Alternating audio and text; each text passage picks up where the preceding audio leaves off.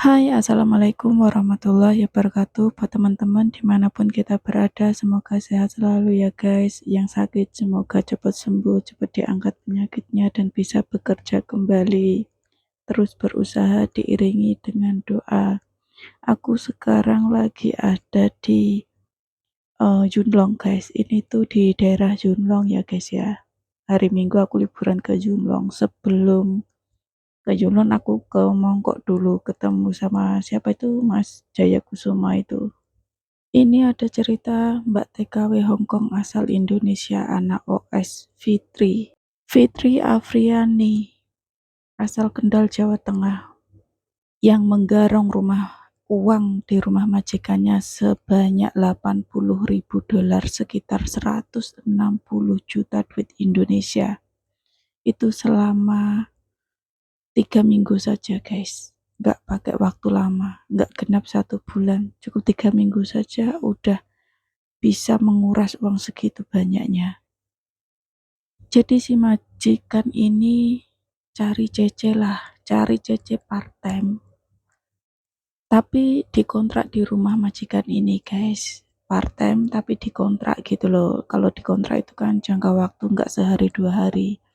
Jadi si majikan ini carilah anak yang kayak nunggu visa kayak gitu loh guys, nunggu visa turun tapi nunggunya di Hong Kong. Nah majikan tuh cari cece yang seperti itu. Nah dapatlah Mbak Fitri ini asal Kendal. Kerja di rumah majikan ini sehari 2 hari 3 hari, oke lah kerjaan bagus karena Mbak Fitri ini ex Taiwan ya guys, ex Taiwan, bahasanya Mandarin. Dan majikannya itu oke lah kerjanya lumayan bagus. Wong udah pernah kerja di Taiwan gitu guys. Terus kok sampai sekian lama? Maksudnya kalau nunggu visa itu kok lama gitu loh guys. Ternyata mbaknya ini ngaku kalau mbaknya ini OS anak overstay gitu guys. Jadi kok bisa Mbak Fitri ini ketahuan mencuri uang majikan sebanyak itu guys. Jadi ceritanya Mbak Fitri ini kan dipekerjakan di rumah majikan itu. Nah majikan itu di rumah itu kan ada 5 orang guys. 5 orang setiap hari itu kehilangan uang. Lama-lama tahu dong. Itu kan keluarga besar. Keluarga besar, orang kaya, rumahnya juga gede. Kenapa si majikan ini nggak mau ngambil cece aja? Jadi ceritanya, dulu tuh pernah ngambil cece Indonesia, kerja itu sekitaran 6 bulan saja guys. Terus cecenya ini kabur pulang ke Indonesia. Sebenarnya nggak boleh kayak gitu ya guys, harus apa, nggak langsung kabur kayak gitu loh guys. Bilang baik-baik kalau udah nggak betah ganti majikan atau gimana, jangan main kabur kayak gitu. Nah makanya majikan ini nggak ngambil dulu CC, mungkin karena kapok atau trauma gitu loh, malah sekarang dibikin lebih trauma lagi. Singkat cerita, mereka itu setiap hari kan kehilangan uang, lama-lama tahu dong, sadar dong kalau uangnya itu setiap hari hilang, ya kan. Hari yang mendekati ketiga minggunya ini guys, nah di hari Sabtu malam si nenek ini sengaja menaruh uang sebanyak 4.000 dolar di tas yang biasa dia bawa untuk keluar yamcha makan sarapan kayak gitu. Nah, tasnya itu diletakkan di meja dekat dapur, sengaja ditaruh di situ dan dipasang CCTV yang tak terlihat ada CCTV lah, intinya seperti itu guys.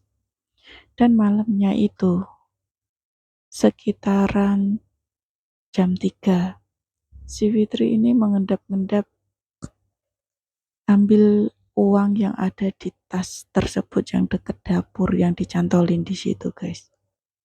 Si Fitri ini ngambil sekitar 3.500, disisakan 500 dolar saja. Pada hari Minggu. Hari Minggu tuh kalau nggak salah tanggal 3 November 2024. Jam 1, si nenek ini cek CCTV guys. Ternyata benar. Jam 3 malam Mbak Fitri itu sedang mengendap-endap ngambil uang tersebut. $3.500, disisakan $500 saja di tasnya itu. Dan pada hari Minggunya Mbak Fitri ini liburan guys, liburan katanya nggak punya uang gitu kan. Ternyata kok liburan. Pas pulang liburan, dipanggil lah sama majikannya, ditanyain, mbaknya ini apakah ngambil uang? Ya nggak mungkin ngaku lah ya, Mbak Mbak Fitri ini nggak ngaku. Terus majikan ini menunjukkan CCTV kalau Mbak Fitri ini ngambil uang guys.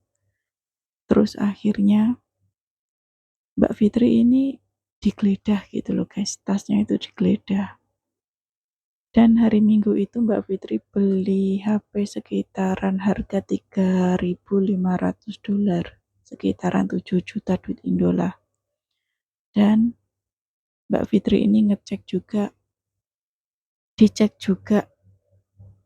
tasnya, ada emas yang seharga, baru beli itu ya guys emasnya, seharga $4.000, sekitaran 8 jutaan lah guys.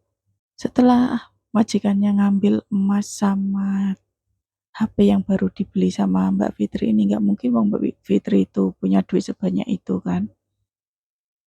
Dan majikan itu meminta HP lamanya Mbak Fitri ini guys untuk dicek. Ternyata di situ setiap hari itu ada bukti transferan di aplikasi Alipay Mbak Fitri ini, dan sebagian itu ya guys uangnya itu dititipkan transfer ke lewat temennya gitu loh guys. Jadi di Hongkong ini kan dibatasi ya, setiap kirim itu dibatasi hanya boleh sekian.